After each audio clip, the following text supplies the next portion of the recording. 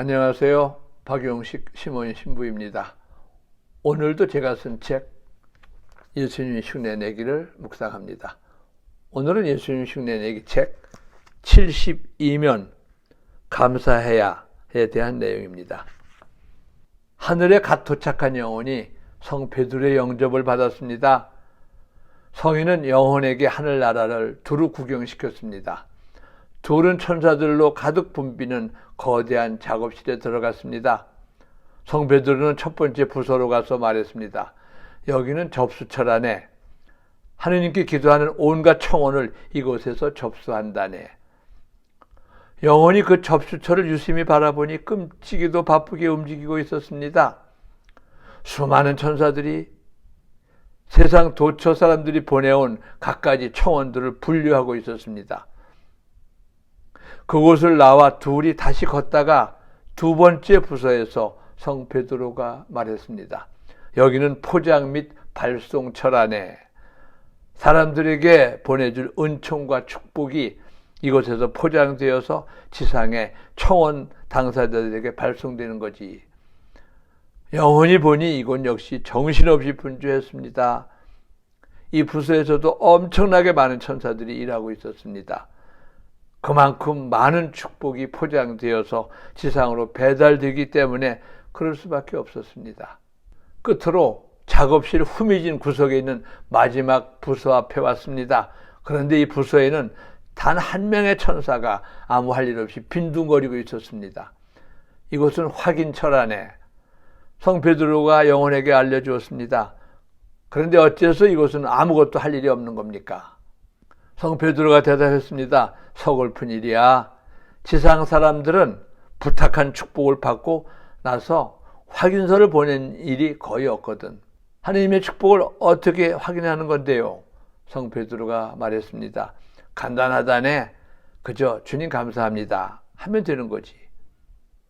그들은 은혜를 받고도 감사하지 않은 겁니다. 우리의 일상생활에는 감사할 일들이 한없이 많습니다. 감사투성입니다.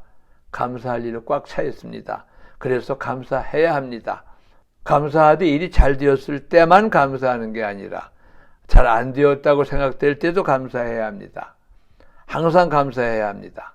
12월 13일 대림 3주일에 들려주는 제2독서에서 바오로 사도께서 말씀하셨습니다. 모든 일에 감사하십시오. 이것이 여러분에게 바라시는 하느님의 뜻입니다. 테살로니가 전서 5장 18절인데 나는 518이라는 숫자로 기억합니다. 모든 일에 감사하십시오. 언제나 항상 어떤 처지에서든지 감사해야 합니다. 근데 우리는 항상 감사하는 것이 아니라 어떤 특별한 은총을 입었다고 생각할 때만 감사합니다. 예를 들어 암에 걸려 죽을 수 있을 때 하느님께서 암을 낫게 해주신다면 크게 감사합니다. 아마도 온 힘을 다 바쳐서 모든 재물과 시간까지 다 바쳐서 감사할 겁니다. 그렇다면 처음부터 암에 걸리지 않았음을 더 감사해야 합니다. 만일 두 눈이 멀었다가 하느님이 고쳐주었다면 한없이 감사할 것입니다. 그렇다면 처음부터 눈 멀지 않고 멀쩡히 떠 있는 것은 더 감사해야 합니다. 내가 만일 하느님이라면 감사하지 않는 사람들에게 감사하게 만들 수 있습니다. 그런 사람을 암에 걸리게 만들어 놓고 낫게 해달라고 기도하게 한 다음 낫게 해줍니다. 그러면 얼마나 감사하겠습니까? 내가 만일 하느님이라면 신자들의 다리를 다 분질러 놓겠습니다. 그러면 낫게 해달라고 기도할 것이고 그때 인심 쓰는 척하고 다리를 낫게 해서 성하게 만들어 줄 것입니다. 그러면 한없이 감사할 것입니다. 그런데 하느님은 우리에게 처음부터 암에 걸리지 않게 해주셨고 성한 다리를 주셨습니다. 그렇다면 더 감사해야 합니다. 모든 일에 감사해야 합니다. 넘어져서 무릎이 깨져도 감사해야 합니다. 넘어졌는데도 안 다쳤으면 감사할 수 있지만 무릎이 깨졌는데 감사할 수 있냐고요? 감사할 수 있습니다. 무릎 깨진 것을 감사하는 게 아니라 코 안 깨진 것을 감사할 수 있습니다. 무릎 깨진 것을 감사하는 게 아니라 다리 부러지지 않은 것을 감사할 수 있습니다. 제가 2004년에 안식년 중에 아프리카의 요한네스버그에 있는 연수원에서 연수받을 때 벌어진 일입니다. 연수원 원장 신부님이 기르는 큰 개가 있었습니다. 난 한 달 동안 연수할 것이니까 매일 만나야 하는 개와 친해지기 위해서 빵도 갖다 주고 가끔 만지기도 했습니다. 어느 날 저녁 식사 후 쉬는 시간에 인도 사람 존 신부와 함께 정원 의자에 앉아서 이야기를 나누는데 그 개가 앞에 있었습니다. 나는 come on 하면서 개를 불렀고 개가 다가오자 sit down 하면서 개 등을 가볍게 눌렀습니다.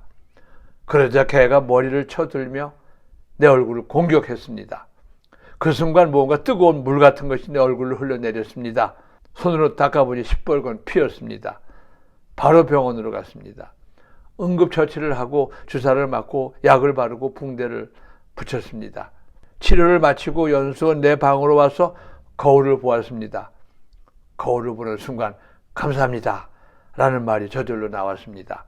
양쪽 눈 사이에 상처가 났는데 오른쪽 눈 꺼풀에 실 같은 금이 나 있었습니다. 물린 곳이 조금만 벗어났더라면 눈을 직접 다칠 뻔했습니다. 개 이빨이 0.1cm만 옆으로 갔더라면 눈을 다쳐 실명할 뻔했습니다. 큰일 날 뻔했습니다.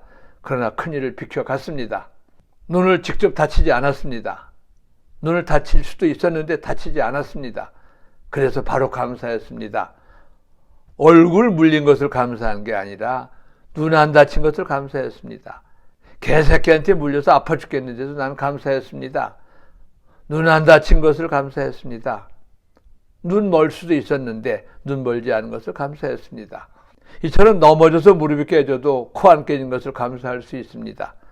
어떤 불행이 와도 더 큰 불행이 오지 않은 것을 감사할 수 있습니다. 억지 아닙니다. 내가 신앙심이 깊어서도 아닙니다. 진실입니다. 사실입니다. 순리입니다. 많은 신자들이 이렇게 감사하고 있습니다. 우리도 할 수 있습니다. 어떤 처지에서도 감사할 수 있습니다. 감사해야 합니다. 하느님께서 사도 바울을 통해서 말씀하셨습니다. 모든 일에 감사하십시오. 모든 일에 감사해야 합니다. 감사는 신앙의 기초요 핵심입니다. 항상 감사합시다. 감사합니다.